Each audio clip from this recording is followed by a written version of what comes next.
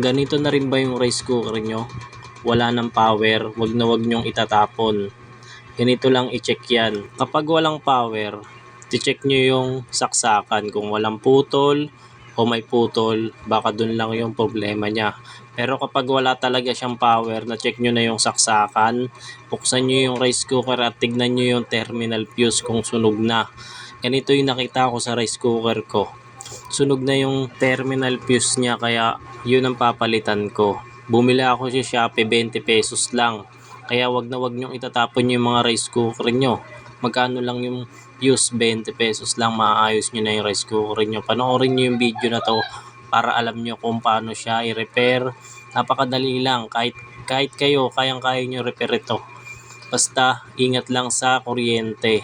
Double check lang lagi kung hindi magdidikit yung dalawang wire para sa kuryente. Ayan, binabalik ko na yung bagong terminal fuse. Yan, i-screw nyo lang naman yan dyan at higpitan nyo lang ng maigi para sure ball na hindi matatanggal. Okay lang kahit wala na yung pinakasaksakan ng rice cooker nyo dyan sa may pinakabutas, sinasaksakan ng wire na yan. Okay lang yan, basta isusuksok nyo na lang yung pinakasaksakan niya na tulad nyan. Yung sure ball nyo lang na nakapasok. Tapos sure nyo na rin na hindi magdidikit yung dalawa na wire na yan para iwas sunog.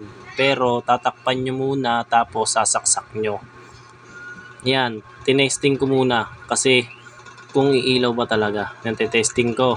Umilaw. Ibig sabihin, pwede nang gamitin yan. Umilaw na siya. Kaya yun, yung terminal fuse lang talaga yung sira niya. Kaya ito, isasarado ko na. Kaya sa mga gustong gayahin to, ingat lang kayo palagi at double check nyo lang yung kuryente kung magdidikit o hindi.